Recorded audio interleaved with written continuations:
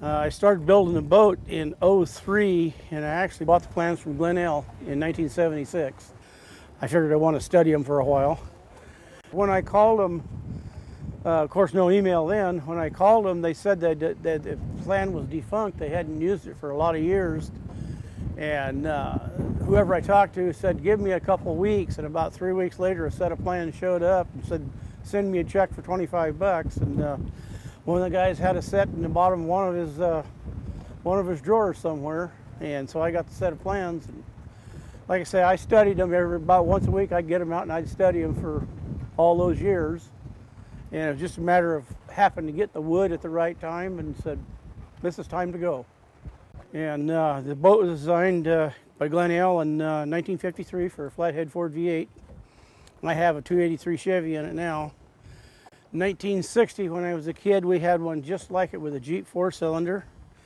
And I just remembered the name of it and decided that someday I wanted to have another one like it. And I managed to get the plans and everything and build it.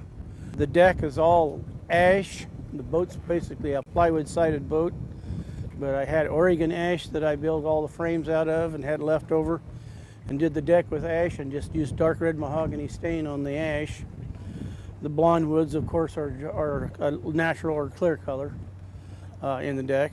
And in fact, I just finished the upholstery about a month ago. I'd had it running for about 2 years and didn't have the time to do all the things I needed to do, and decided to, when I'm going to bring it here, I decided I better get after it and get it finished. And we made it. It was a very easy boat to build. People are afraid to start on something like this, and I'm not a carpenter, not a super carpenter or anything. I did a little bit of woodworking in high school, and that's about the extent of it. It's got about 220 horsepower. It'll run 48 miles an hour on good water. And it is a lot of fun to drive and ride in and everything. I got about $4,000 in it, and who knows how many hours, I don't know, 700-800 hours probably. I hauled down here 2,900 miles to get to this thing, my third year to get to it.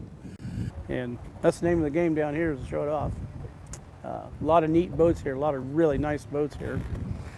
Mine, on a 1 to 10, mine's about a 6, maybe a 7.